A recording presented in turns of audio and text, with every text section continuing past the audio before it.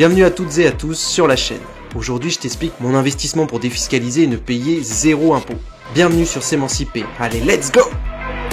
Ensuite, on va parler ensemble des altcoins crypto et puis je finirai par une toute nouvelle étude sur un nouveau secteur que je ne détiens pas encore dans mon patrimoine. Comme d'habitude, pour connaître mes sources de revenus, dépenses du mois et investissements en bourse et en immobilier, je t'invite à consulter mon compte Instagram. Le lien est toujours disponible en description. Allez, c'est parti! Quelle est ma stratégie pour défiscaliser dans les startups? Je t'en avais déjà parlé, on avait un peu expliqué tout ça la dernière fois. Investir sur la niche des IR-PME, en gros financer les petites boîtes, c'est vraiment très bien. Mais moi, j'ai pas 10 000 € à mettre à l'année pour défiscaliser. Pour autant, mon objectif, ça reste toujours le même. Ne payer aucun impôt sur le revenu. Alors comment on fait? Pour répondre à cette question, je me suis penché sur une autre niche fiscale et que je trouve tout aussi intéressante. Il s'agit des JEIR, les jeunes entreprises d'innovation et de rupture. Si tu investis là-dessus, comme moi, c'est moins 50% du montant que tu as alloué que tu pourras déduire de tes impôts.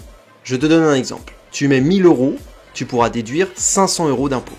C'est assez incroyable, je te l'accorde, et c'est Macron qui a créé ça avec l'article 48 de la nouvelle loi de finances 2024. Donc oui, c'est assez récent, et comme il s'agit de Macron, il faut quand même se méfier. Les JEIR, c'est quoi? Quels sont les types d'entreprises qui sont réellement concernées par cette niche fiscale? Déjà, pour être une JEIR, il faut répondre à certains critères. Il faut avoir un minimum d'11 ans d'existence. Ce qui veut dire qu'on n'est pas non plus sur réellement une jeune entreprise au sens propre du terme. Il faut avoir au moins 250 salariés et donc ça ne concerne pas non plus les petites startups. De ce que j'en comprends, on est plus sur du private equity au sens générique du terme et qui comprend l'ensemble des entreprises qui sont non cotées en France. Pour être une JEIR, l'État impose également d'avoir un chiffre d'affaires inférieur à 50 millions d'euros et un bilan de moins de 48 millions. Elle demande aussi à ce que l'entreprise soit indépendante. Ça veut dire quoi que l'entreprise soit indépendante? C'est-à-dire que son capital doit être détenu à minimum par 50% de personnes physiques. Ça peut être des associations, des fondations reconnues d'utilité publique ou un établissement de recherche et d'enseignement, des structures d'investissement au sens large. En gros, on est déjà sur une belle boîte, mais qui ne fait pas beaucoup de chiffres.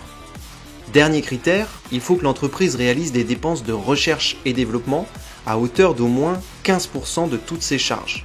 Donc pour toi, je ne sais pas si cela te semble un peu plus clair, mais à mes yeux, tout est dit. Il s'agit d'une petite boîte qui a un peu plus de 10 ans, beaucoup de salariés, mais qui ne fait pas énormément de chiffre d'affaires. Car elle opère très certainement sur un secteur qui demande beaucoup de recherche et de développement. Gros potentiel pour cette boîte donc, mais avec un secteur de niche et qui peut-être n'aboutira absolument jamais. Voyant positif malgré tout, l'entreprise est là depuis au moins 11 ans et elle a énormément de salariés. Ça veut dire qu'elle fonctionne quand même, elle vient pas juste de sortir. Ensuite, si l'entreprise correspond à ces critères, elle peut demander à rejoindre le fameux groupe des JEIR. Et ainsi, grâce à cela, réaliser une levée de fonds, ou plusieurs, pour financer différents projets qui lui appartiennent. Stop! J'ai vu que vous étiez plus de 80% à regarder cette vidéo et à ne pas être abonné à la chaîne S'émanciper. Avant de te donner mon avis concret sur les JEIR, petit rappel, je publie ici une nouvelle vidéo à 10 h un dimanche sur deux. Donc si toi aussi découvrir comment j'investis, de nouveaux offres d'investissement et en apprendre toujours plus, clique ici et abonne-toi. Maintenant, tu sais ce qu'il te reste à faire. Tu me diras ce que tu en penses dans les commentaires, mais moi je trouve qu'obtenir 50% de déduction, c'est plutôt pas mal.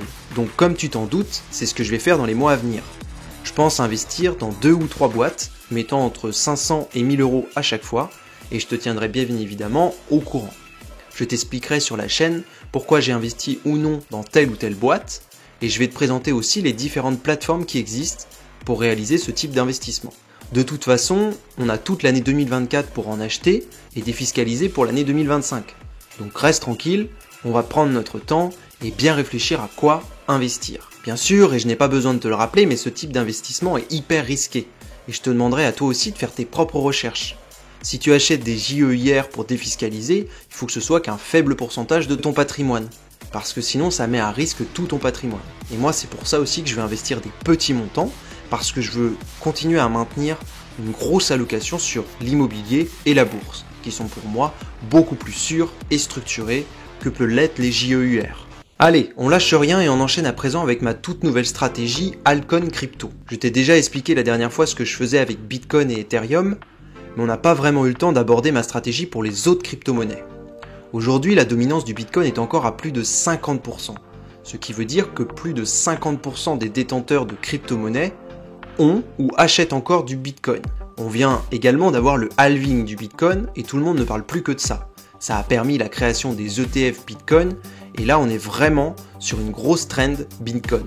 Mais en règle générale, ce sont les altcoins qui reprennent la main quelques semaines ou quelques mois plus tard, voire un an plus tard. Et c'est pour se préparer à ce moment-là que j'ai envie de t'expliquer tout doucement dès aujourd'hui ce que je fais concernant les altcoins. Les altcoins c'est quoi? C'est toutes les autres crypto-monnaies qui ne sont pas Bitcoin ou Ethereum. Comme tu t'en doutes, je ne me prends pas la tête et je fais encore et toujours, comme d'habitude, du DCA, Dollar Cost Average. Je sélectionne au préalable plusieurs cryptos sur des critères bien définis, et puis ensuite, j'achète en automatique. Tout le temps la même somme, à la même période.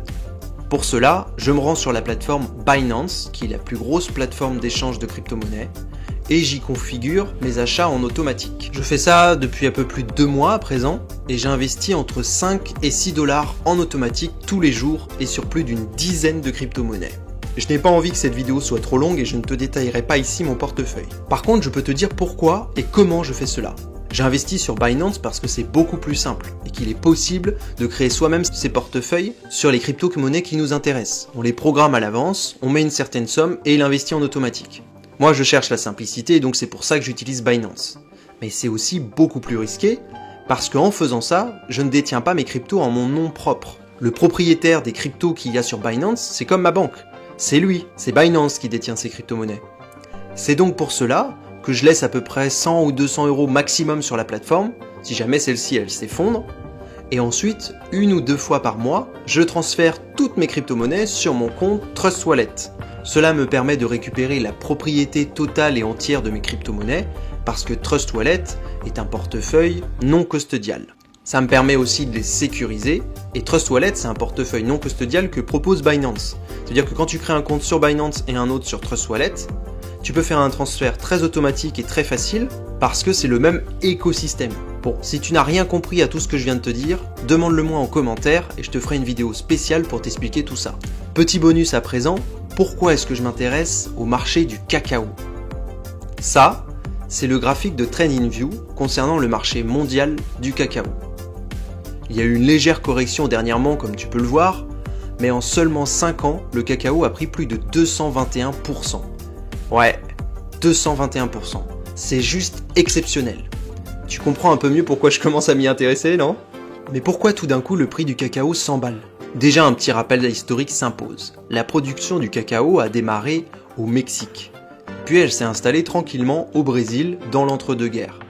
Cela aurait pu rester ainsi, mais le cacaotier est un arbre fragile et qui a besoin d'un environnement forestier pour se développer et se protéger des différentes maladies.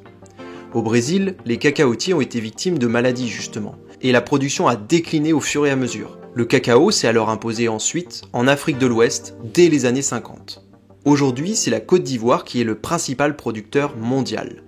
Avec le Ghana, les deux pays réalisent 60% de toute la production. Ensuite, c'est en Europe que le cacao est retransformé.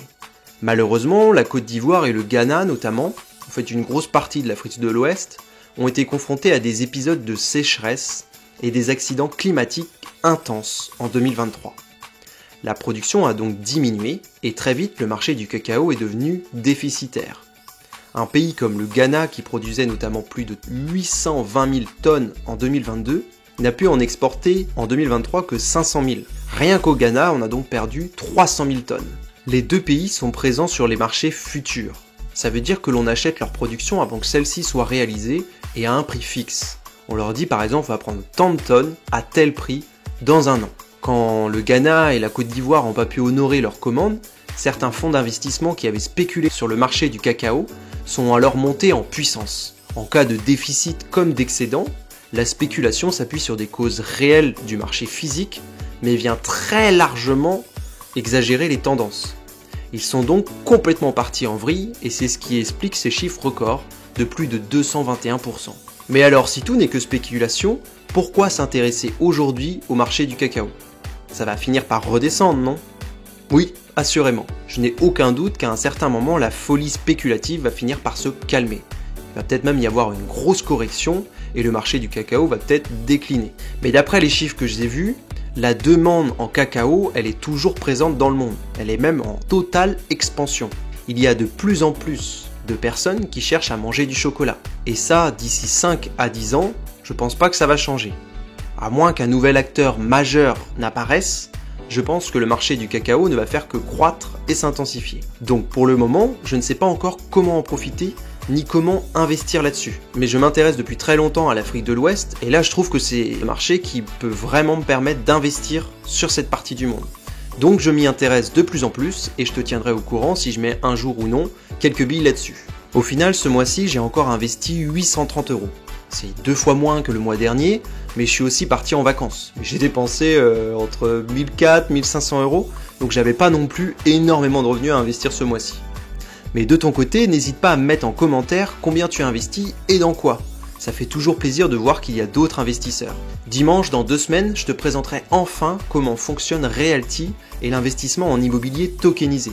Ça fait un petit moment que je t'en parle sur la chaîne, et je te jure que cette vidéo va totalement te retourner la tête. Alors je compte sur toi, ne manque surtout pas ça. En attendant, je te laisse avec ma précédente vidéo, déclaration d'impôt 2024, comment la réaliser de A à Z. Clique ici pour la regarder, encore merci à toutes et à tous, et on se retrouve directement dans les commentaires. Allez, ciao!